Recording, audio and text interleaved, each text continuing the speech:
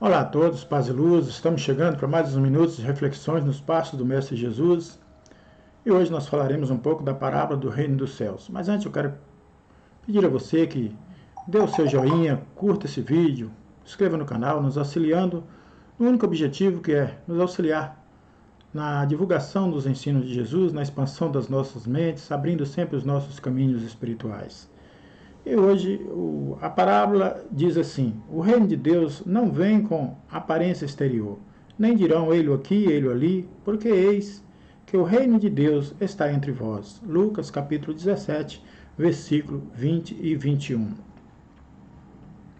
Então, não há uma distinção nos dizeres de Lucas e de Mateus, apenas que Lucas diz reino de Deus e Mateus ele diz reino dos céus, né? E cumpre dizer-se que em todos os tempos estamos atrasadíssimos, né, na compreensão das parábolas do Mestre Jesus. Mesmo antes da vinda do Cristo, as religiões eram unânimes a ensinar os seus adeptos que havia um espaço sobre as nossas cabeças, denominados de céu, e que era um lugar para a contemplação, ou seja, um lugar de inércia e de estagnação. No passado também se acreditava na existência de muitos céus superpostos, de matéria sólida, de matéria transparente, né, formado por esferas concêntricas e tendo aí a Terra por centro. Mas acreditava-se também haver 7 céus, e daí a expressão estar no 7º céu, ou seja, para exprimir o gozo da felicidade suprema. Os muçulmanos admitiam 9 céus, e cada um deles quase aumentava a felicidade dos seus crentes.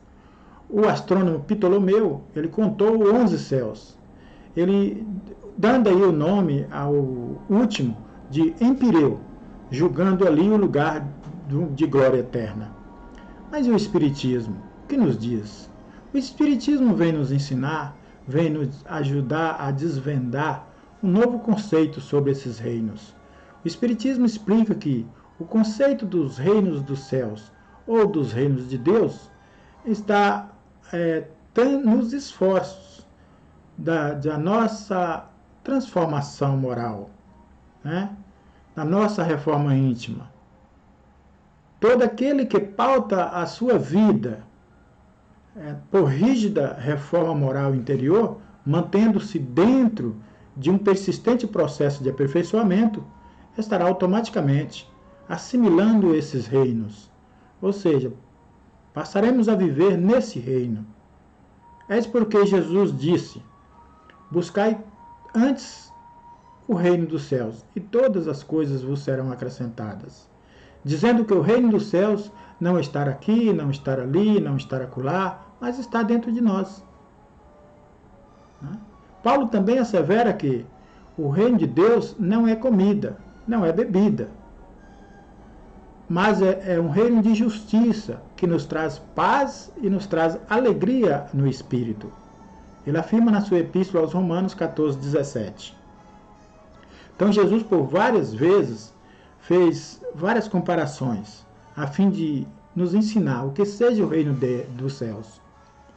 Na primeira comparação, ele fala em forma de parábola, usou a semente de mostarda como um dos paradigmas.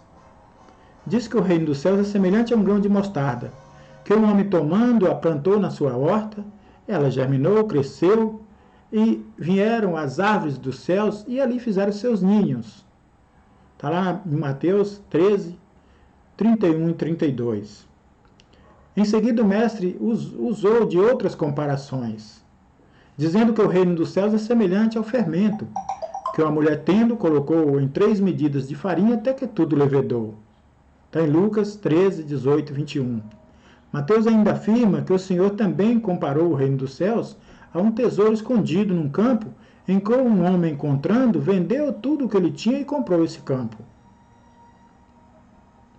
Mais adiante assevera que o reino dos céus é semelhante a um negociante que busca boas pérolas, e encontrando uma de um bom valor, vendeu tudo o que tinha, também comprou essa pérola. Numa outra passagem, Jesus diz que o reino dos céus é semelhante a uma rede lançada ao mar, e que essa rede apanha todos os tipos de peixes. E estando cheia, ela é arrastada para a praia, e ali os bons são colocados nos cestos e os maus são jogados fora. Mais uma passagem no capítulo 13 de Mateus, versículo 44 e 48. Então essas parábolas elas têm uma afinidade que nós temos que procurar entender e que serão aplicadas em todos os tempos da humanidade, em todos os ciclos da nossa vivência. Ora, uma mulher que tomou uma porção de fermento e colocou 3 medidas de farinha, até que tudo levedou, então essas 3 medidas de farinha significam nos ensinos de Jesus que são os 3 milênios que nós temos para aprender os seus ensinamentos, para praticar os seus ensinamentos, para colocar em ações do nosso dia a dia os seus ensinamentos. E diz que nós já vivemos 2 milênios. Estamos no 3º milênio, ou seja, esse milênio é o milênio decisivo no nosso aprendizado. É o milênio que nós temos que empreender esforços, porque será a nossa última oportunidade. Porque se não aprendermos nesse milênio tudo isso que Jesus vem nos ensinar, o que acontecerá? Nós seremos lançados, né, a planos ainda inferiores. Nos afirma Jesus que esses planos, dentro desses ensinamentos dessas parábolas, nós vamos passar por dores, por sofrimentos, onde haverá choro e ranger de dentes. Mas são dores regeneradoras, sofrimentos indescritíveis, mas necessários para o nosso crescimento. Por isso, Jesus também, ele diz que tudo passa, mas que as palavras dele não passarão. Ele afirma que a sua doutrina, ou melhor, ele afirma que doutrina é um sinônimo de fermento. Por isso, ele recomendou aos seus discípulos que tomassem cuidado com o fermento dos fariseus, ou seja, com a doutrina dos fariseus. O grão de mostarda que um homem plantou representa a necessidade de cultivar dentro de nós a decisão de reforma interior, a qual, se bem cumprida, ela fará um dia que os Espíritos do Senhor, que Jesus simbolizou aqui nas aves dos céus, ele descerá até nós, atraídos pelas nossas virtudes. Que como os galhos do pé de mostarda, essas virtudes espalhirão dentro de nós. Ele nos diz que a pérola de grande valor, ou o tesouro escondido, ele simboliza o interesse que temos ter ao nosso aprimoramento, deixando de lado todo o nosso preconceito, todos os nossos vícios, né? Mantendo uma linha de conduta rumo à perfeição, como tesouro inestimável, cuja posse cumpra ser mantida com todo carinho. A rede lançada ao mar e a separação dos peixes bons e ruins significa o resultado de todos nós que não adequarmos para assimilar os ensinos do Mestre, que não cultivarmos as virtudes da doutrina cristã, que o Mestre simbolizou no fermento e na semente de mostarda. Ou seja, quem de nós não mantivermos esse sublime legado como tesouro de grande valia, exemplificando na pérola de grande valor e nesse tesouro oculto. Nós temos todas as virtudes. Todas as virtudes estão dentro de nós. É que ainda nós não aprendemos. Nós ainda não sabemos colocar essas virtudes na prática.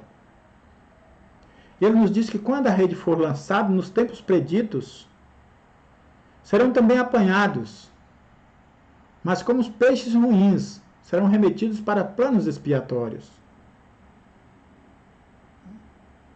E é nesses planos que nos aguardarão a nova oportunidade.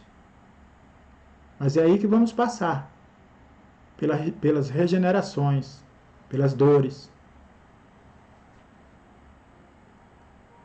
E esses lugares aqui Jesus simboliza como sendo o lugar de choro. E os evangelhos, no dizer judicioso dos seus evangelistas, é o ranger de dentes. Entretanto, aqueles que reformarem intimamente, aqueles que empreenderem esse esforço de reforma íntima, que conquistar os reinos dos céus, serão colocados como os peixes bons em planos de maior elevação. Há várias moradas na casa do meu Pai. Há várias escalas imensas de evolução espiritual nos mundos. Se estamos num plano de provas e expiações, ainda desconhecemos os ensinos de Jesus através dos seus incutidos dizeres nas suas parábolas. Nós teremos oportunidades. Esse é o milênio do aprendizado. O que vale dizer aqui é que todos nós temos oportunidades. Estamos passando por a necessidade de uma grande reflexão. Porque só depende de nós. O Evangelho de Jesus foi lançado. Os ensinos foi trazido. As religiões estão aí. O que precisamos? Precisamos só compreender o que Jesus nos diz através dos seus ensinos. Fica aí a nossa reflexão. Se gostou, curta e se inscreva. E estaremos juntos em mais uma breve oportunidade. Paz e luz.